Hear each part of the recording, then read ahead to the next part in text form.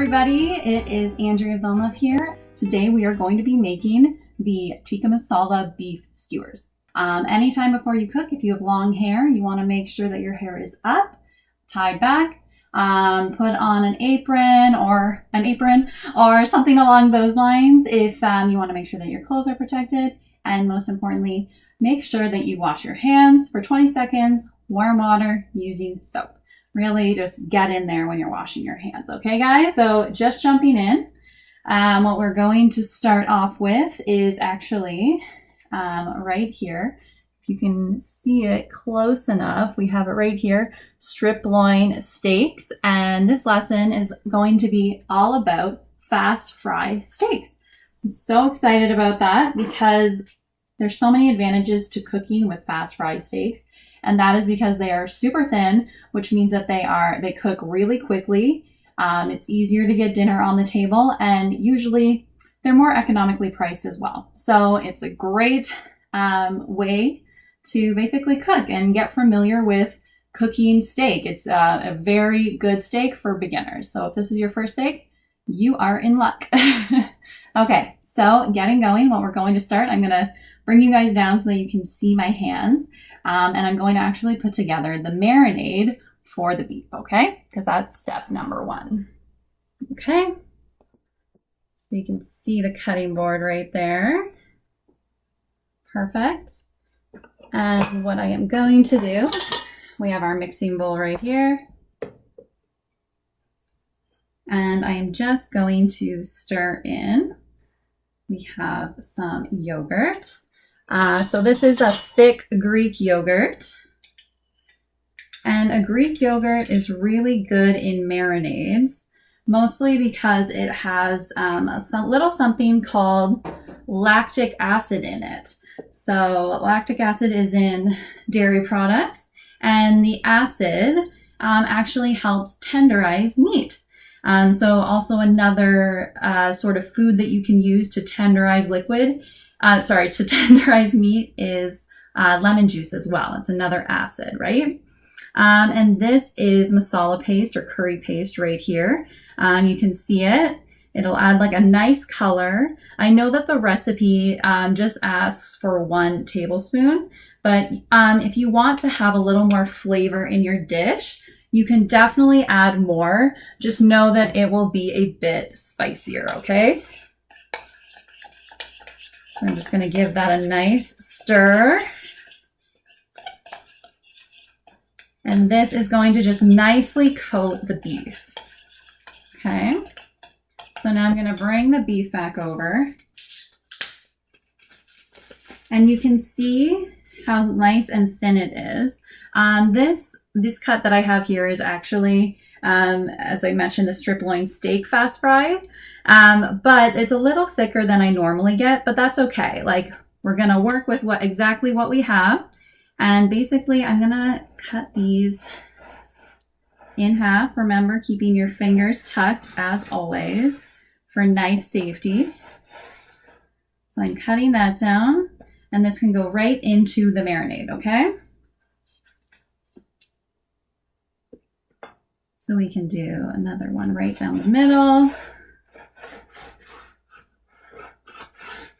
Normally these are a bit thinner, but that is okay. So I'm just tossing them in. We just have one more here. There we go. You can also feel free to trim anything that you see. Just kind of, that's not a big deal at all. You see something that you don't want there. And we're going for about 1 inch thick of strips. That's the goal, okay? So you want it to be pretty thin that way because it's all gonna go onto a skewer. Then I'm just gonna stir this up so that it's all coated. You wanna make sure that the beef is absolutely well coated.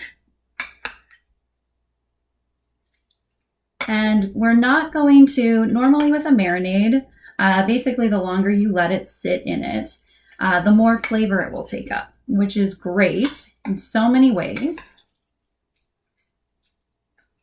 for it to soak up as much flavor as possible. So what you can do is you could do this in advance, and then you basically, if you're gonna do it in advance, you can literally just cover it with anything, just so that it's an airtight seal, and then let it sit in the fridge. And that'll also help tenderize the meat a bit more. Although I would like to say that with this specific cut of meat, it already is pretty tender on its own. However, if you ended up using a different kind of thin cut steak and you wanted to tenderize it a bit more, definitely leave it. So that would be more so like the round cut steak. That is one that is a little bit more of an economical cut. And in that case, what you want to do is have some other ways to tenderize it, really. Okay. So now that I have all of that kind of just marinating away, I'm just going to quickly go and preheat the oven, and we're just putting it on broil. Okay. So you just have to press the broil button. All of the heat will be coming from the top. Okay. So that's that. We're ready to go on that front. I'm going to actually, before I wash my hands, because I don't want to touch anything else because I just touched beef, I just wanted to go over a little bit of some of the different ways that you can actually tenderize meat. Okay, so really there's a couple of different options. If you have a tough cut of meat, there's lots of different ways that you can improve the texture and make it nice and silky and really just like tenderize it at the end of the day. So a couple of these options are, you can use a meat mallet, which I have here. So basically what you would want to do, I'll point you guys back down again.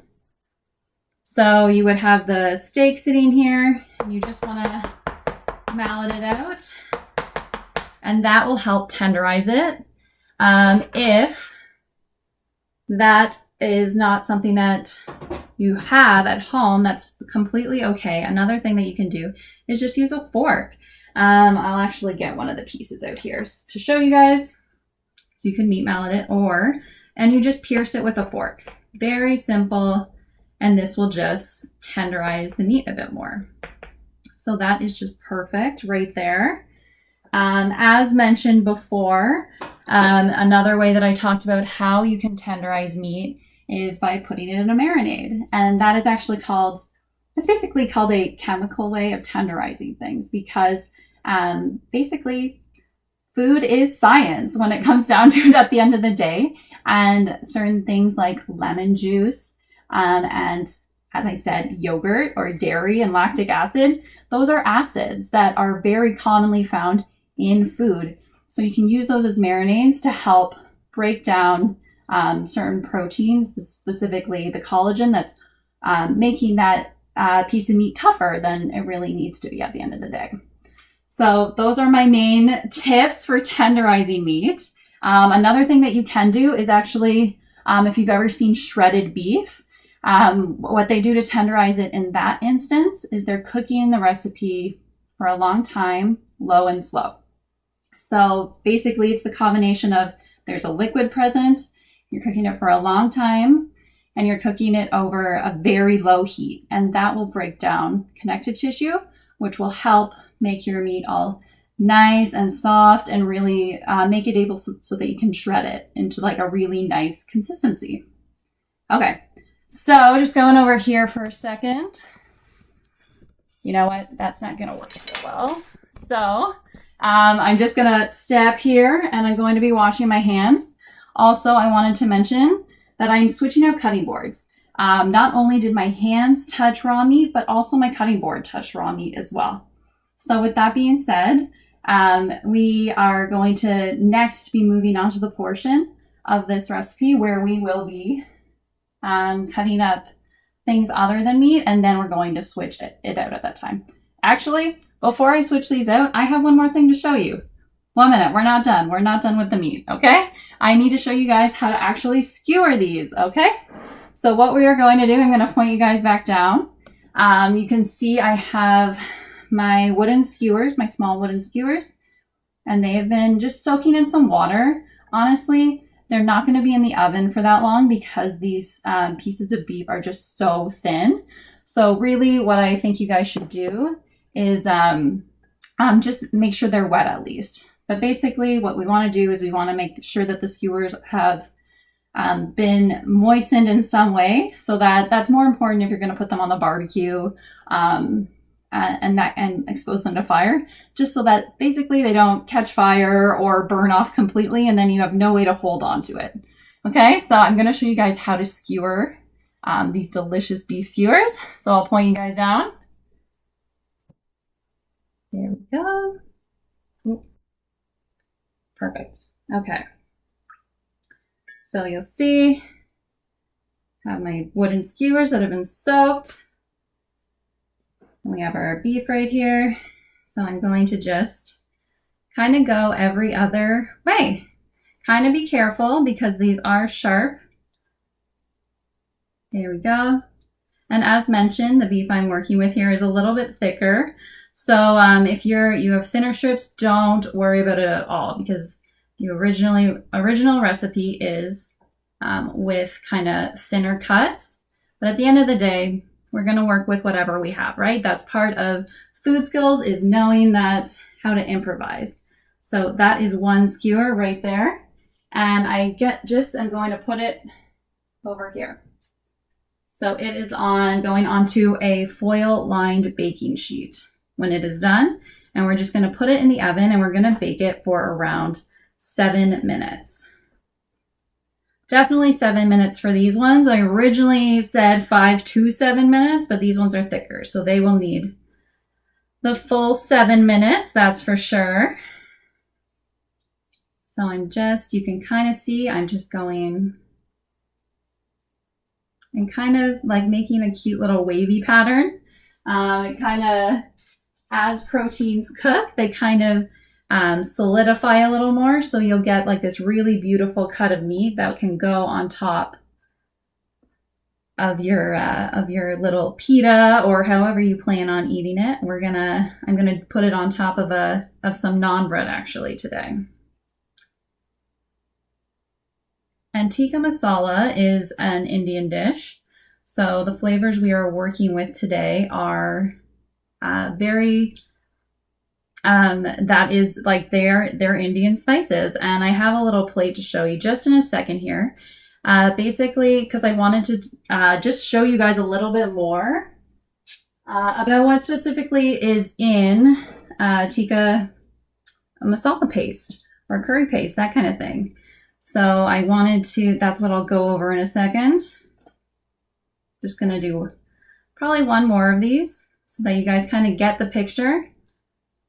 And then I can move on to the next element.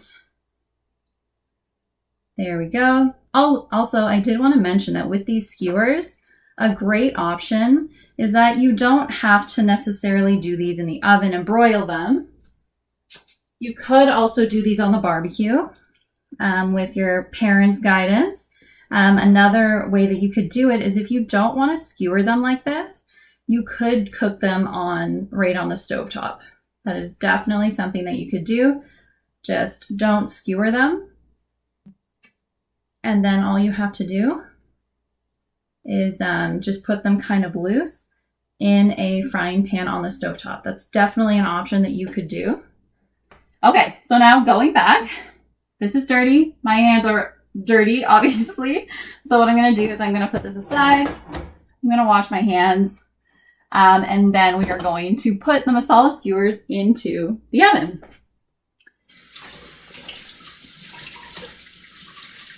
So I'm just over to the side here washing my hands. Warm water, as always, and soap 20 seconds, okay? And really, this is so important because we don't want it to come down to cross-contamination is what it's called in food safety. So you want to make sure that any surface you're cooking with that has had contact with raw meat, any raw meat, that any like fresh veggies that are going to be part of the meal, or anything that basically won't be cooked further, you want to make sure that it doesn't come in contact with that meat. Very important for food safety. And I really want to reinforce that so that you guys are staying happy and healthy, and also that you have just some good habits right out of the gates. Okay, rinsing my hands. I have a towel right here, hand towel. So you will see now that I'm just going to pop those skewers into the oven. This is what they look like. With a thinner cut, you'll get more skewers than this. Working with what we have here, so I'm just going to pop them in. And I'm just going to put the timer on for 7 minutes, okay? Okay, and moving over, since I no longer have that other cutting board that the meat touched, I have a new cutting board. You'll see, remember this from last lesson, that I have a damp towel right underneath. And that just helps prevent anything from sliding, so it's perfect. Always food safety, always knife safety. Remember that, guys. Okay, so what I will be moving on to now is the actual dip. It's called, oh, actually, no. I wanted to go back for a minute and actually talk to you guys about the fact that what actually goes into a curry paste or a masala paste. So you can see I kind of made a spice plate for you guys to kind of show you, because really a hallmark of Indian cooking is using quite a few different spices that are specific to Indian cooking, but using a variety of spices and using them almost, I would say, completely equally. So basically the key is that Indian food isn't necessarily always spicy, like oh my gosh, like hot chicken wing spicy. It can be, but also it's very flavorful spicy. It has so many good flavors. So if you haven't cooked with Indian spices in the past, this is a good introduction to it, because it's really easy, but I wanted you to know what kind of is probably in that spice blend, okay? So we're gonna take a look. So you can see my spice blend that I have here. So garlic, very common in Indian cooking, as well as onions. I would say that's probably, it's a base for a lot of different cuisines. Definitely a base in Indian cuisine too. We have ground cumin here. Great. It's also used in a lot of different cuisines. Bay leaves.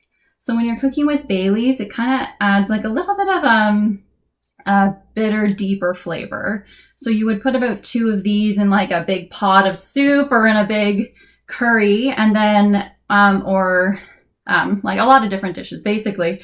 And then at the end of it, you would take it out. Okay, so you don't actually eat this one. You just cook with it, and it kind of infuses the flavor into it.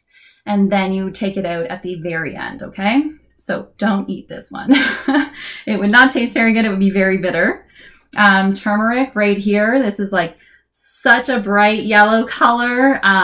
Be a little careful if you're using turmeric around your white dishes, because it will stain your white dishes. Very potent. Love turmeric.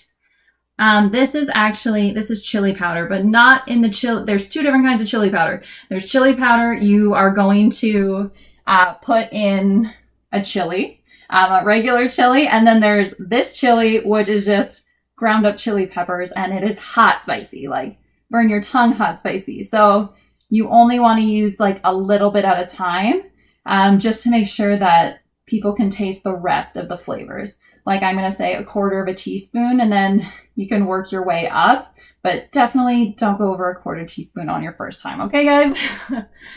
And then we have the cinnamon right here.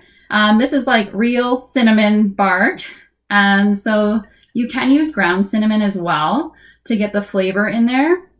But I love this because something that you can experiment with in different cuisines is actually using cinnamon in a savory dish. That's actually very common. Not as common in traditional North American dishes, but very common all over the world. So, and you could, as mentioned, you can also use ground cinnamon, or you can put these into the dish, just like the bay leaf, and then take them out when it's like infused the flavor in it. Right here we have ground cloves. So that's kind of another sweet flavor too.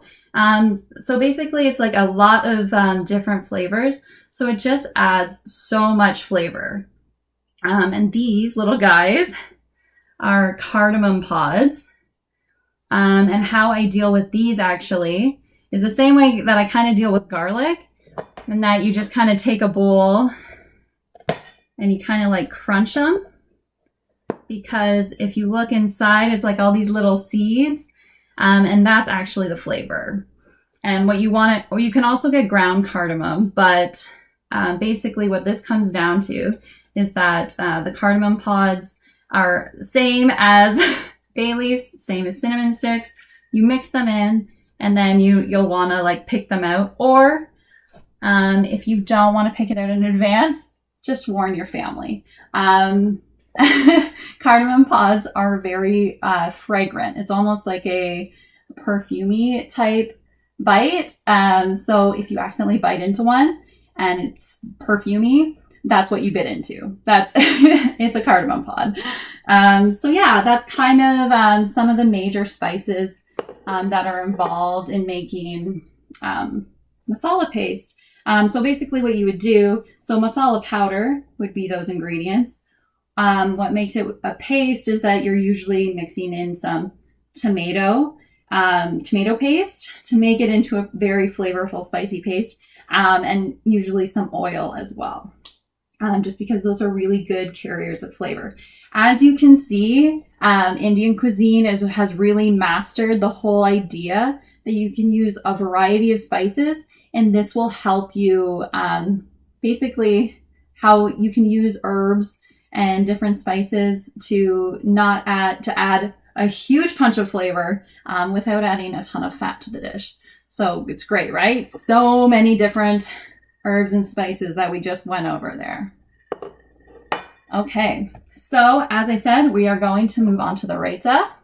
So the whole point of this dish is basically, it's a sauce. It's a very delicious yogurt-based sauce that goes on top of the beef.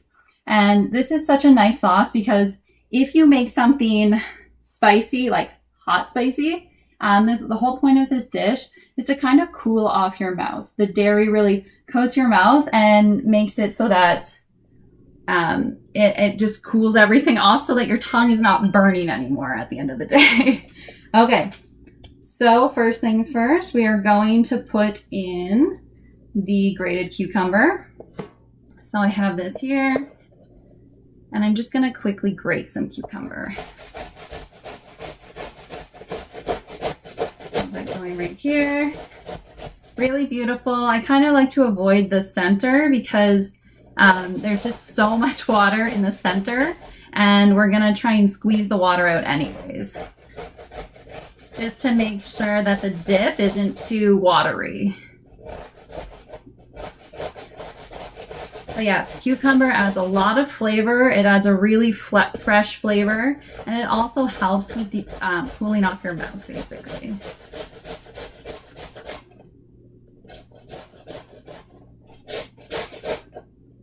There we go. There we go. Okay, I'm just going to take a quick second, dry off my hands, grab the beef from the oven.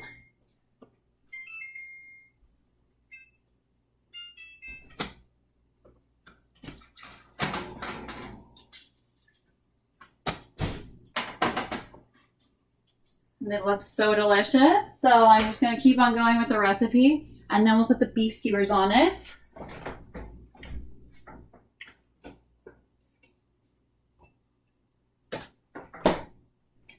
Okay, so just do this. This is about a 1/4 cup here of cucumber. And actually, I'm going to switch this out. I think I'm going to need a slightly bigger bowl by the time this dip is all said and done.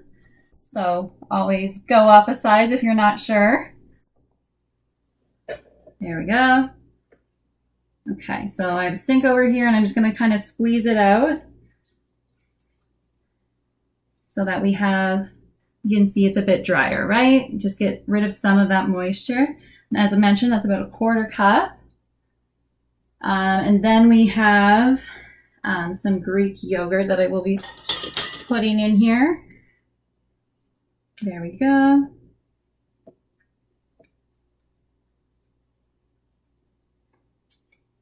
Greek yogurt, and it is 1 cup of Greek yogurt that is needed.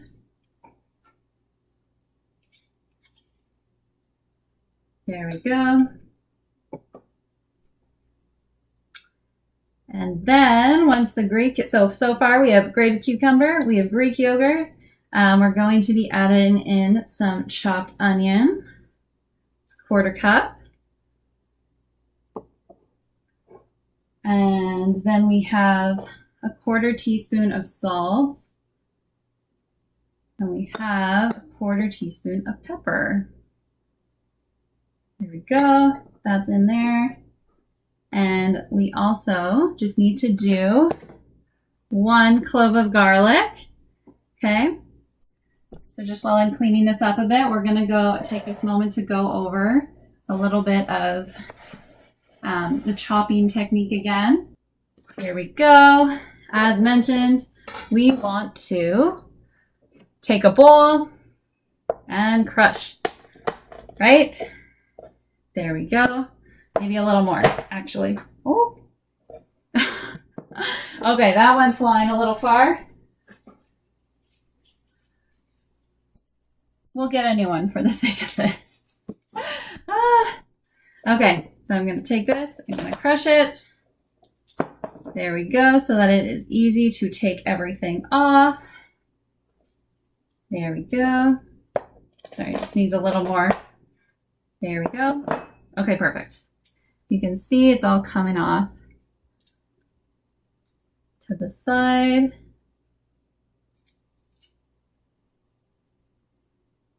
Okay, there we go.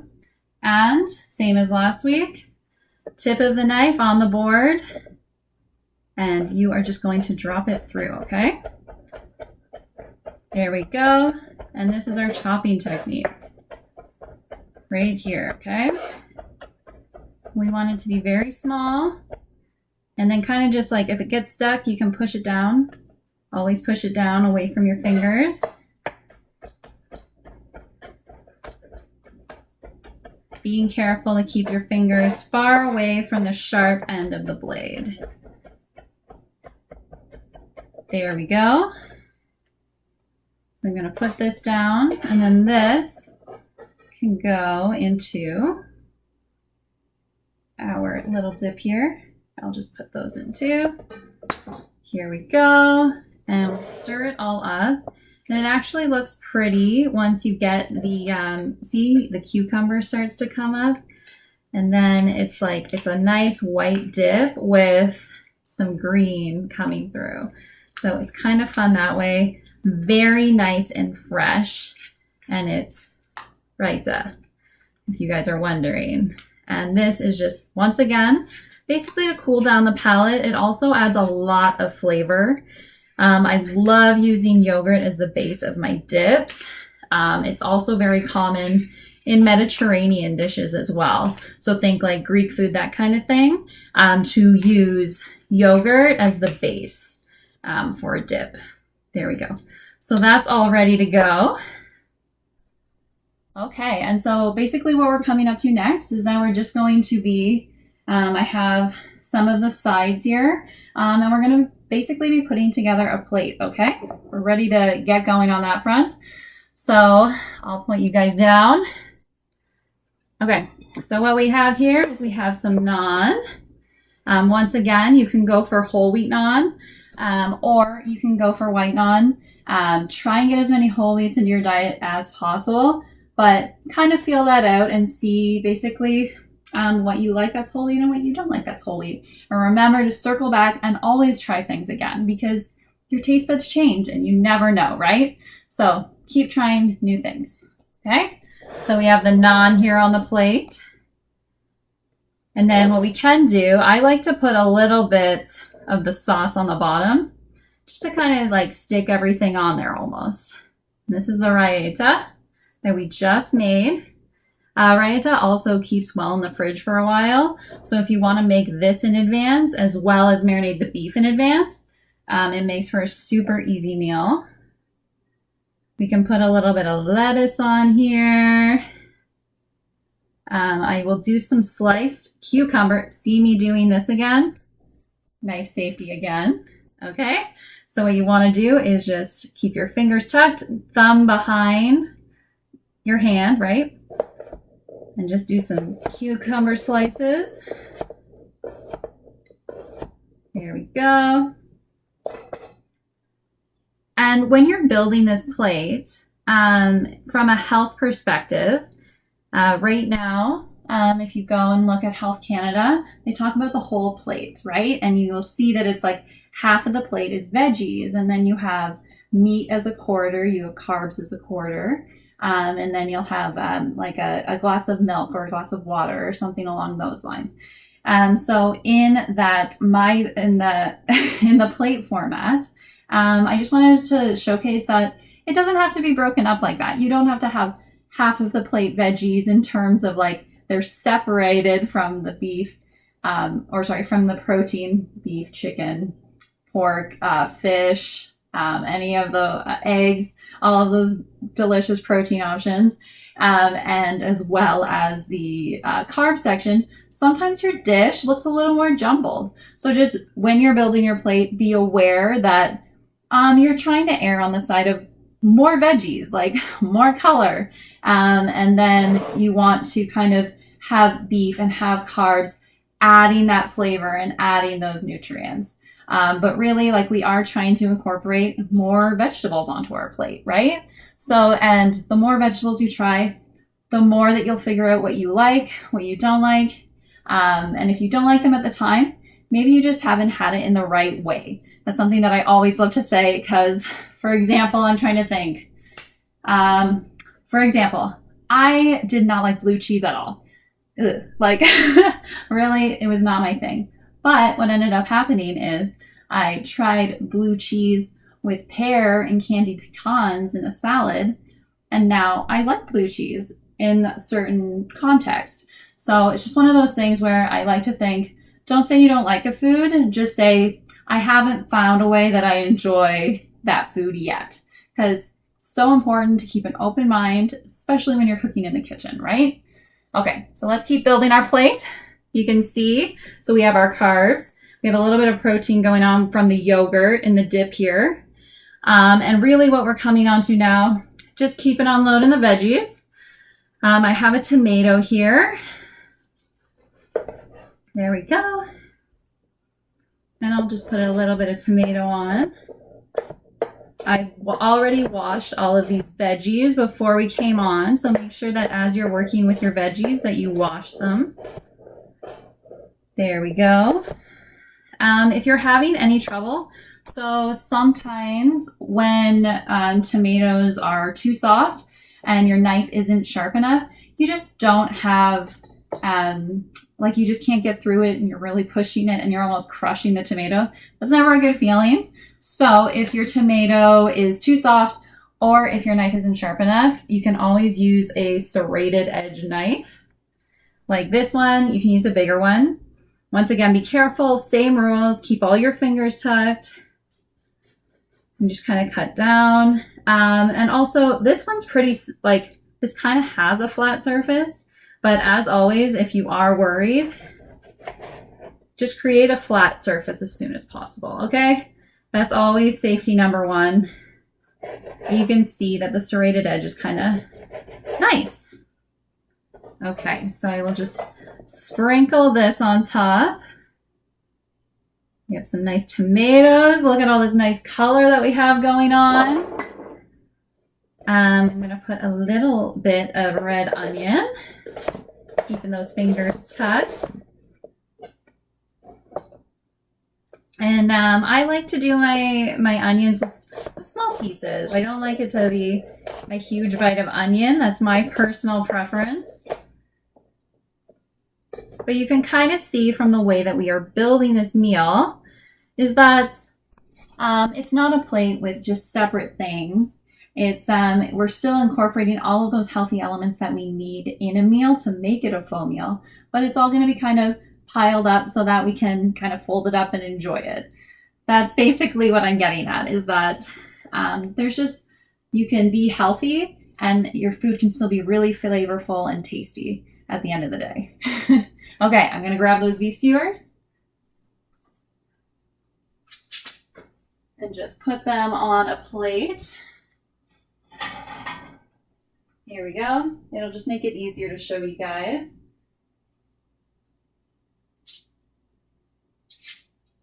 And it cools down pretty quickly. You can see that I'm kind of just going for it here. There we go. But you can kind of see that it's like nice that all of those flavors kind of like just basically came in there. And then you kind of just put that on top there.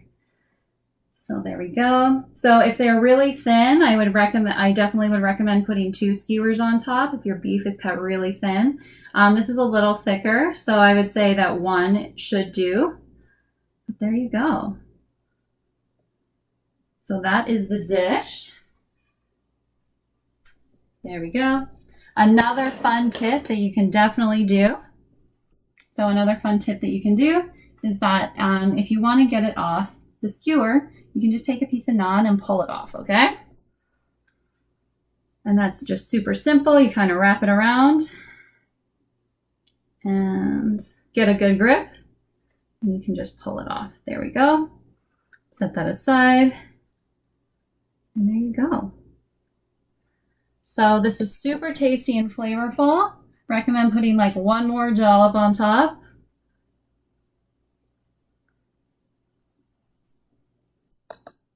And there you go. That's your delicious dish.